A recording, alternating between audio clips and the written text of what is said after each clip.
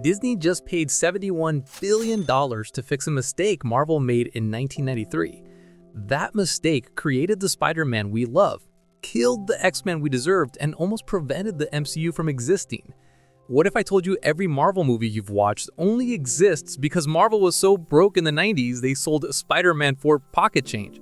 And those desperate contracts from 30 years ago still control what Marvel can do today. This is a billion-dollar chess game where studios fight over characters like nuclear weapons. The moves happening right now determine whether we get Secret Wars, whether Spider-Man stays in the MCU, and whether the X-Men reboot will be worth watching. Wait, back up. Most of us just watch Marvel movies and assume Marvel controls their own characters. Wrong. What are you talking about? Marvel doesn't fully own Spider-Man and had to ask permission to use him. It's like McDonald's needing Burger King's approval to sell Big Bikes.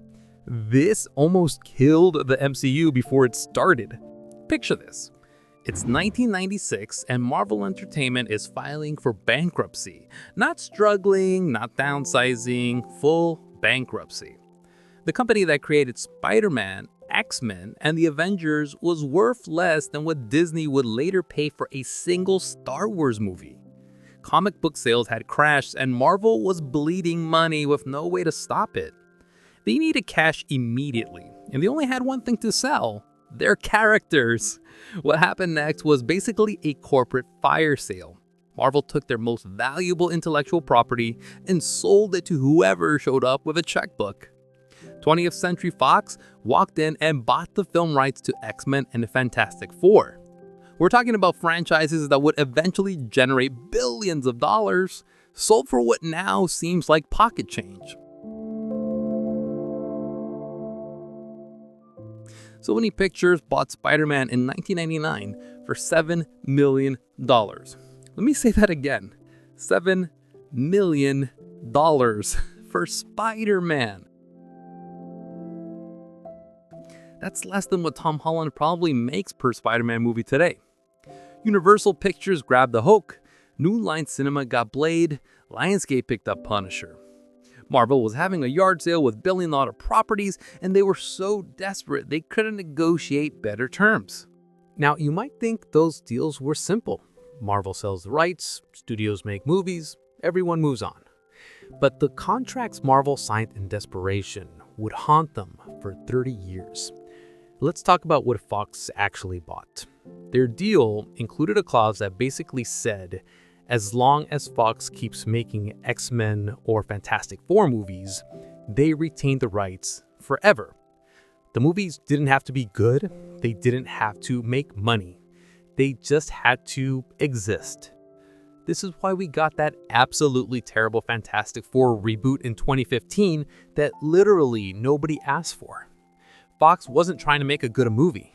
They were making a rights retention film. The entire production existed to prevent the rights from reverting back to Marvel. And Sony's Spider-Man deal? Even more restrictive. Sony didn't just buy Spider-Man, the character. They bought everything connected to him. Every villain, every supporting character, every alternate universe version. Venom belongs to Sony. Miles Morales? Sony. Spider-Gwen? Sony. Kingpin? Sony! Even obscure characters like Morbius and Kraven the Hunter. Marvel had created an entire mythology spanning decades of comics, and then they locked themselves completely out of it. These weren't just bad business deals. They were survival moves that would later become corporate hostage situations. Because when Marvel finally figured out how to make successful movies, they couldn't use their own most popular characters. Flash forward to 2005. Marvel is watching other studios make hundreds of millions of dollars with their characters while they collect tiny licensing fees. Spider-Man 2 just grossed $783 million worldwide, and Marvel got almost nothing. Kevin Feige, who was working as a producer at Marvel at the time, looked at the situation and had what everybody thought was a completely insane idea. What if Marvel made their own movies? The problem was obvious and brutal. Marvel had already sold all their popular characters. Spider-Man was at Sony, X-Men was at Fox, Fantastic Four was at Fox. The Hulk had complicated distribution rights with Universal. Marvel was left with what Hollywood called B-tier heroes, characters nobody had heard of. Iron Man, Thor, Captain America, these were not household names. Wall Street analysts literally published articles saying this was the dumbest business decision Marvel could possibly make. The consensus was, who's going to buy tickets to watch Iron Man when they could watch Spider-Man 3?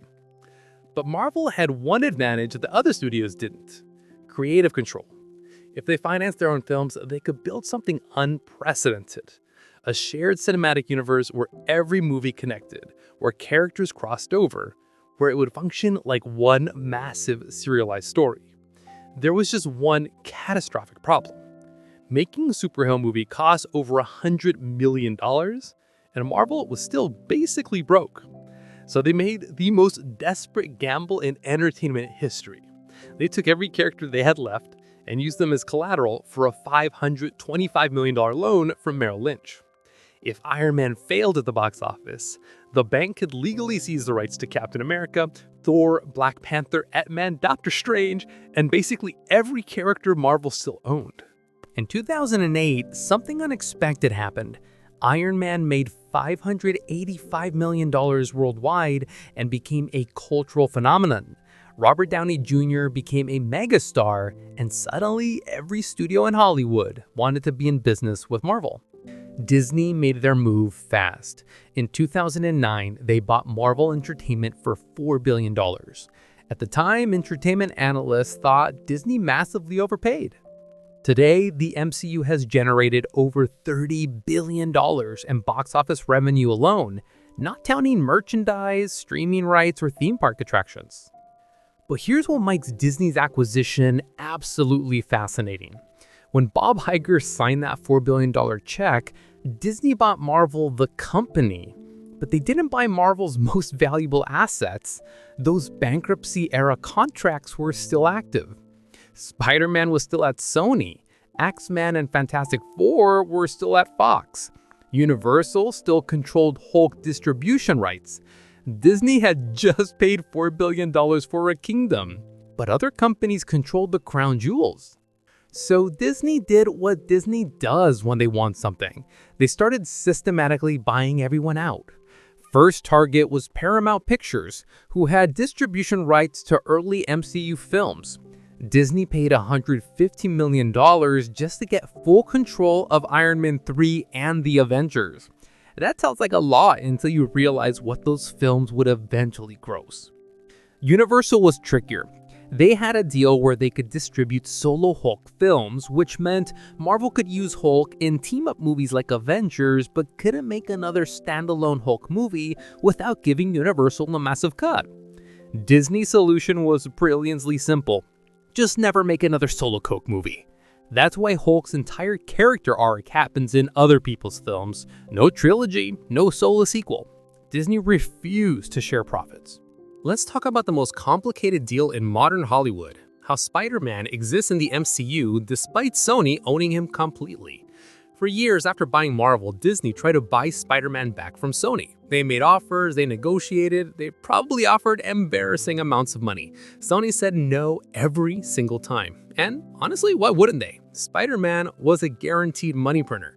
Then something interesting happened. Sony made The Amazing Spider-Man and The Amazing Spider-Man 2, and both underperformed. Not failures, but disappointing. Sony suddenly had a problem. They needed to keep making Spider-Man movies to retain the rights, but they just made two films that fans didn't love. Disney saw their opening and made an unprecedented proposal. Let Spider-Man appear in the MCU, and Marvel Studios will help you make better Spider-Man movies. The catch? Sony keeps all the money from solo Spider-Man films, but Marvel Studios gets creative control. Sony was desperate enough to say yes, and what resulted is one of the most bizarre arrangements in entertainment history. Here's how it actually works. Sony owns Spider-Man completely. They can make Spider-Man movies whenever they want and keep 100% of the profits. Disney gets $0 from Spider-Man No Way Home's nearly $2 billion box office. But Marvel Studios produces the films. Kevin Feige's team writes the stories, casts the actors, and integrates Spider-Man into the larger MCU. Sony just finances and distributes. When Spider-Man appears in MCU team-up films like Civil War or Avengers, Disney pays Sony a licensing fee to use their own character.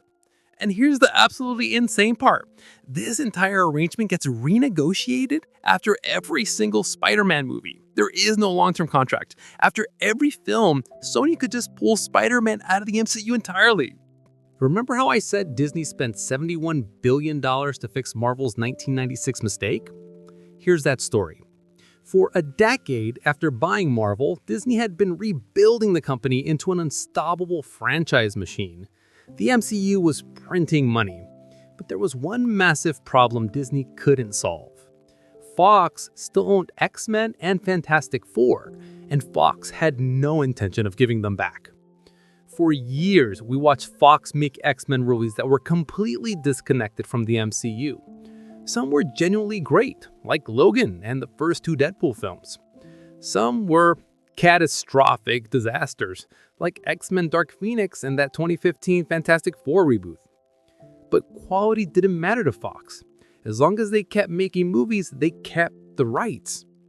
Disney wanted those characters back. Not just wanted, needed. Because they were planning something unprecedented. Secret Wars. A massive crossover event that would require basically every Marvel character ever created. You can't do Secret Wars without the X-Men. You can't do it without the Fantastic Four. So in 2019, Disney made one of the largest corporate acquisitions in entertainment history. They bought 20th Century Fox for $71.3 billion. Now, to be clear, they weren't just buying Marvel characters. They were buying an entire studio. Fox's complete film library, their television networks, their stake in Hulu, everything. But let's be completely honest about what this was really about. Disney wanted the X-Men and Fantastic Four back in the MCU, and they were willing to spend whatever it took. $71 billion to fix a mistake Marvel made in 1996 when they sold those characters for a few $1,000,000 in desperation. That's not just a business deal. That's a statement. So here's what all of this means for the future of Marvel movies and why these corporate politics actually matter to you. Disney now controls almost every Marvel character in existence. They've got the Avengers, obviously. They've got X-Men and Fantastic Four back from the Fox acquisition. They've got complicated but functional access to Spider-Man through the Sony deal. The only major character they're still locked out of is Hulk's solo films because of that Universal distribution agreement. But there's a massive problem Disney needs to solve. How do you introduce the X-Men into a universe where they've never existed? For 15 years of MCU films, there's been zero mention of mutants. How do you suddenly explain that mutants have been around the whole time without it feeling forced? This is where the multiverse saga comes in, and why it's not just a creative decision, it's a business solution. By introducing the multiverse, Disney can bring in X-Men and Fantastic Four from alternate universes. It's a narrative get-out-of-jail-free card that solves decades of licensing problems. Secret Wars is rumored to be a soft reboot that will let Disney finally put all their characters in one unified universe. No more Fox X-Men continuity, no more Sony Spider-Man spin-off universe that may or may not connect, just one universe entirely controlled by Disney. But here's the catch that nobody is talking about. Spider-Man is arguably the most important character in Secret Wars according to the comics, and Sony still owns him, which means Disney needs to convince Sony to let them use Spider-Man in what could be the biggest superhero movie ever made. Sony knows they have leverage. They could demand a huge payout or creative control over Spider-Man's role or something that fundamentally changes the entire agreement. We're watching a negotiation play out in real time, and the outcome will determine the next decade of Marvel films. Every decision about which characters appear in which movies, every crossover, every team-up, every mysterious absence is controlled by contracts and business deals made decades ago. When you wonder why there's no proper Hulk sequel, that's Universal. When you worry about Spider-Man leaving the MCU, that's Sony. When you're excited about X-Men joining the Avengers, remember that Disney spent $71 billion to make that possible.